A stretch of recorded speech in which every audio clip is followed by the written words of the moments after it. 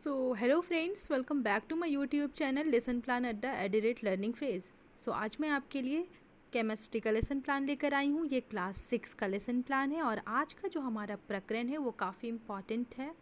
और आज का जो प्रकरण है वो है पृथक्करण, जिसे हम इंग्लिश में सेपरेशन कहते हैं। और हमारा उपप्रकरण पृथक्करण है, सेपरेशन है, और हमारा प्रकरण है पदार्थों का पृथक्करण, सेपरेशन ऑफ सब्सटेंसेस। सामान्य उद्देश्य देखेंगे। सबसे पहले हम फर्स्ट, छात्रों में विज्ञान के प्रति रुचि पैदा करना। सेकंड, छात्रों में वैज्ञानिक दृष्टिकोण उत्पन्न करना। थर्ड, छात्रों में निरीक्षण शक्ति का विकास करना। एंड फोर्थ, छात्रों में तर्क शक्ति का विकास करना। नेक्स्ट है विशिष्ट उद्देश्य, स्पेसिफिक ऑब्जेक्टिव्स। फर्स्ट है छात्र पदार्थ के बारे में जान सकेंगे। सेकंड, छात्र मिश्रण के बारे में जान सकेंगे। थर्ड, छात्र पदार्थों का पृथक्करण के बारे में जान सकेंगे। एंड फोर्थ, छात्र पृथक्करण की विधियों के बारे में जान सकेंगे। उसके बाद नेक्स्ट है शिक्षण विधि। शिक्षण विधि में हमारा है व्याख्यान सह प्रदर्शन विधि। एंड नेक्स्ट है प्रयोगात्मक विधि। देन है शिक्षण सहायक सामग्री। तो शिक्षण सहायक सामग्री में हम फर्स्ट लिखेंगे खल्ली, देन झाड़न, लपेट श्यामपट्ट, पुस्तक और चार्ट। छात्रों का पूर्व ज्ञान, previous knowledge of the student. तो छात्र मिश्रण के बारे में सामान्य जानकारी रखते हैं। उसके बाद हमारा इम्पॉर्टेंट पार्ट आता है जो है इंट्रोडक्टरी क्वेश्चन, प्रस्तावना प्रश्न। तो जो हमारा टॉपिक है आज का, पदार्थों का पृथक्करण या पृथक्करण जो है उसका हम कैसे इंट्रोडक्टरी क्वेश्चन बच्चों से किस तरह से सवाल करेंगे कि हमारे इंट्रोडक्टरी क्वेश्चन निकल आए। तो पहला क्वेश्चन करेंगे कि हमारे आसपास के सभी वस्तुएं किससे मिलकर बनी हैं। तो छात्र का संभावित उत्तर होगा पदार्थ। सेकंड, पदार्थ आपस में एक दूसरे से मिलकर क्या बनाते हैं। तो क्या बनाते हैं, एक मिश्रण बनाते हैं। मिश्रण को अलग करना क्या कहलाता है। तो छात्र का संभावित उत्तर होगा पृथक्करण। नेक्स्ट है उद्देश्य कथन। आज हम लोग पदार्थ के बारे में, पृथक्करण के बारे में, पदार्थों के पृथक्करण के बारे में विस्तार से अध्ययन करेंगे। नेक्स्ट पेज भी हम लिखेंगे प्रस्तुतिकरण, प्रेजेंटेशन। और उसके बाद शिक्षण बिंदु लिखेंगे हम प्रस्तुतिकरण में। तो हमारा शिक्षण बिंदु में जो हमारा टॉपिक होगा वो होगा पदार्थों का पृथक्करण, सेपरेशन ऑफ सब्सटेंसेस। उसके बाद यहाँ पे हम देखेंगे छात्र अध्यापक क्रियाशीलन। अगर आप फीमेल है तो यहाँ पे लिखेंगे छात्र अध्यापिका क्रियाशीलन। तो सबसे पहले संकेत लिखेंगे। छात्र अध्यापक चार्ट की सहायता से पाठ की व्याख्या करेंगे। और यहाँ पे आप देख सकते हैं चार्ट में एक ड्राइंग के माध्यम से, यहाँ पे एक चित्र के माध्यम से छात्र अध्यापिका पाठ की व्याख्या करेंगी। ठीक है। उसके बाद हम देखेंगे व्याख्या। तो ऐसे बहुत से उदाहरण हैं जिनमें हम पदार्थों के किसी मिश्रण से पदार्थों को पृथक करते हुए देखते हैं। जैसे सस्य बर्तन के समय अनाज को डंडियों से पृथक करते हैं।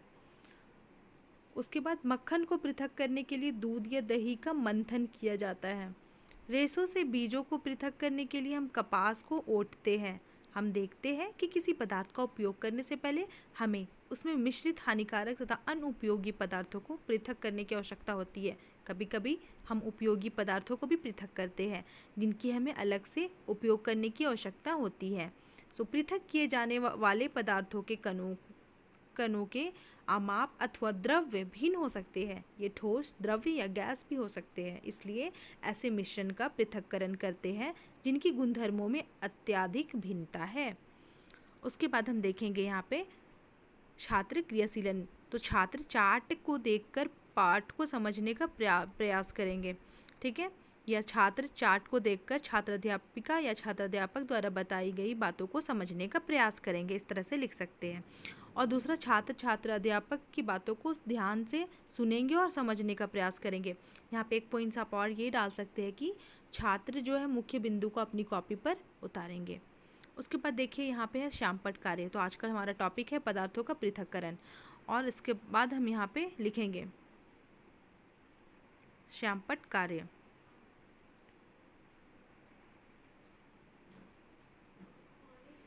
नेक्स्ट है मूल्यांकन।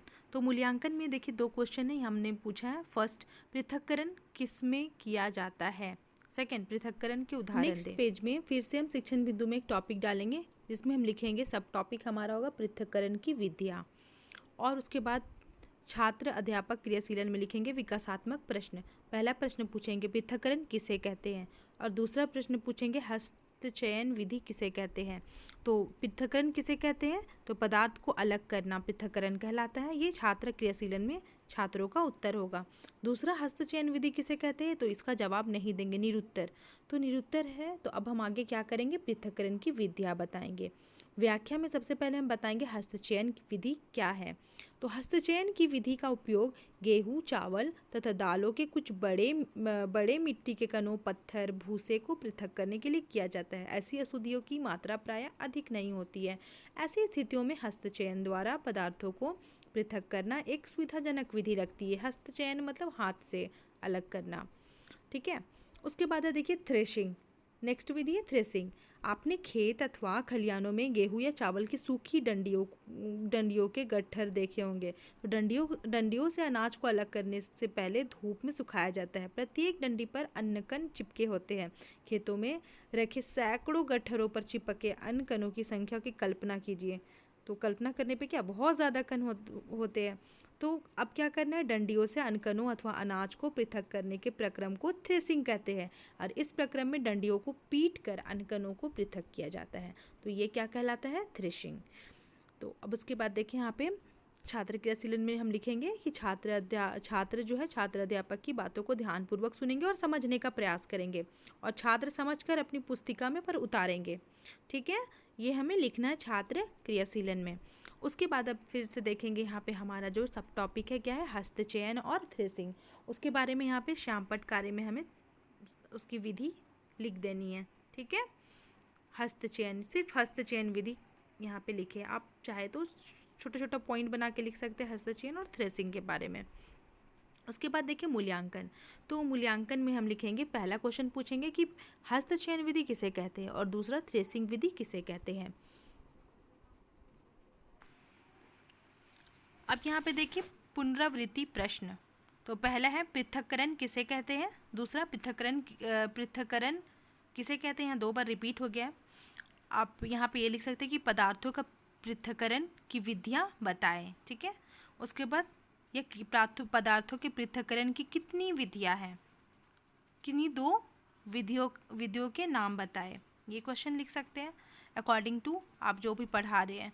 सर थर्ड, हस्तचयन पृथक्करण विधि किसे कहते हैं, और फोर्थ थ्रेसिंग विधि किसे कहते हैं। उसके बाद लास्ट है देखिए गृह कार्य, होमवर्क। तो होमवर्क में यहाँ पे देखिए पहला प्रश्न है, चावल दालों में से पत्थर और भूसे को अलग किस विधि द्वारा किया जाता है, और उसके बाद थ्रेसिंग विधि किससे कहते हैं, विस्तार से बताएं। ठीक है, ये आप आगे लिख सकते हैं, विस्तार से बताएं, विस्तार से। ठीक है, सो यहाँ पे हमारा लेसन प्लान एंड होता है। जो आज का हमारा टॉपिक क्या था, टॉपिक था हमारा पदार्थों का पृथक्करण, सेपरेशन ऑफ सब्सटेंसेस। सो अगर वीडियो अच्छी लगी हो तो please like, share and subscribe my channel lesson plan @ learning phase. Okay, thank you so much.